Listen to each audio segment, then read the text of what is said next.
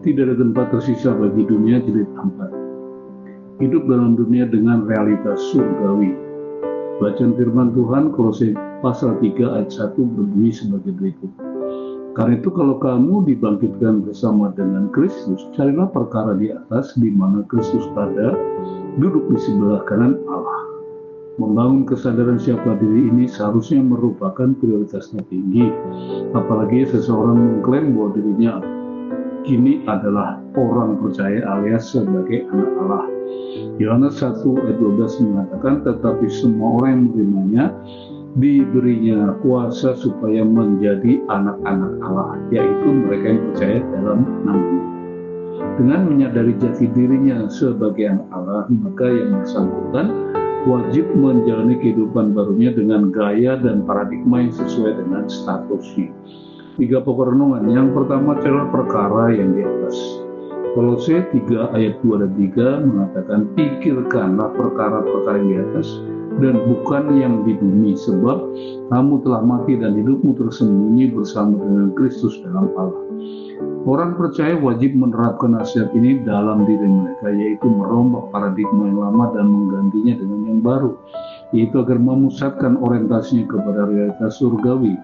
Tubuh boleh ada dalam dunia ini, akan tetapi hati dan jiwa harus tergambar pada seluruh perkara yang ada di surga. Selayaknya seorang murid berjalan mengikuti gurunya, demikianlah yang seharusnya kita lakukan.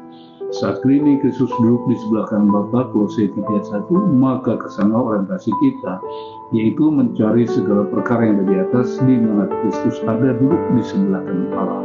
Melupakan dan menanggalkan gairah terhadap seluruh perkara-perkara duniawi akan memampukan kita hidup dalam realitas surga. Yang kedua, jadikanlah Kristus sebagai pusat orientasi. Kolose 3:4 mengatakan, apabila Kristus yang adalah hidup kita menyatakan diri kelak, kamu pun akan menyatakan diri bersama-sama dengan Dia dalam kemuliaan. Christ oriented atau berorientasi pada Kristus itu wajib menjadi paradigma orang percaya.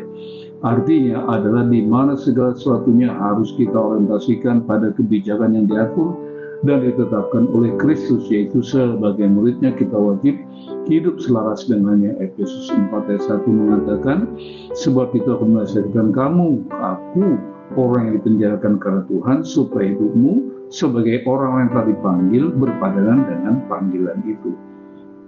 Hidup bersama Kristus tidak cukup hanya melangkah bersama dengannya, tetapi harus menyelaraskan paradigma, sikap, perilaku dengan hukum kerajaan Allah sehingga terhindar dari gairah dosa. Filipi 1:27 mengatakan, hanya hendaklah hidupmu berpadanan dengan Injil Kristus, supaya apabila aku datang melihat dan apabila aku tidak datang mendengar, bahwa kamu teguh berdiri dalam satu roh dan satu jiwa berjuang untuk iman yang timbul dari berita Injil. Yang ketiga dan terakhir, menghidupi kemuliaan surgawi. Kolose 3:5 dan 6 mengatakan, karena itu matikanlah dalam dirimu segala sesuatu yang duniawi, yaitu percabulan, kenajisan, hawa nafsu yang jahat, dan juga keserakahan yang sama dengan penyembahan berhala. Semua itu mendatangkan murka Allah atas orang-orang durhaka. Bila mana Kristuslah tujuan dan hidup kita, berarti kita wajib melepaskan diri dari seluruh gairah duniawi, sebab semua itu merupakan perbuatan yang paling tidak berkenan baginya. Sebab semua itu mencemari dan menajiskan kita. Oleh karena itu, semua pola itu terus menjadi sejarah masa lalu. Kolose 3:7 mengatakan, dahulu kamu juga melakukan hal itu ketika kamu hidup di dalamnya.